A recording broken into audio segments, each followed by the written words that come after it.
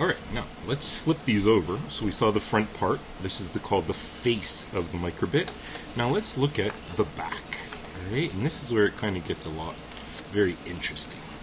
Now, remember, like I said, we have two different kinds. We have a V1 and we have a V2. Okay, and you can kind of see just by looking at them they're a little bit different. Now, I'm going to look at the V1 and then I'll tell you what's new about the V2.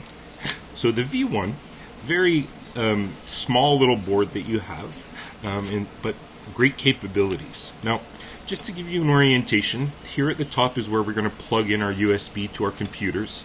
Here is a reset button, so when all fails, hit reset. And then this is where we plug our battery pack in. Right? So a battery would go right in here, and we usually use about 3 volts. The processor is this box right here. You can see how tiny it is, just a little processor, and this does all the operations that we want. Up in this top corner as well, there's the Bluetooth and a radio as well, which allows 2 or more microbits to talk to each other. Alright, so they can send radio signals back and forth. And the Bluetooth is really interesting because this can hook up to our iPads, and I'll do a video on how to do that. A couple of other things that we have here are sensors. Okay, we have a ton of sensors.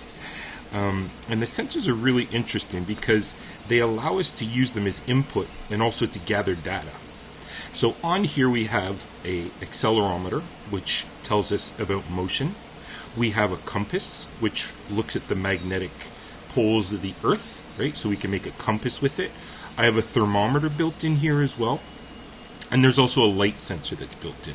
So you can see, just based on this, there's quite a lot of interesting things on the back. Now, if we flip over here a little bit to the V2, they all have all the same things, except they've added 2 new features. All right, and this little silver thing right above the box is a mic. So now I can record with my microbit. Okay, and then another thing, this thing right in the middle here is my speaker. So I have a built-in speaker on my microbit. Another difference with this too is the processor is faster. Alright, so it runs a little quicker than the first version.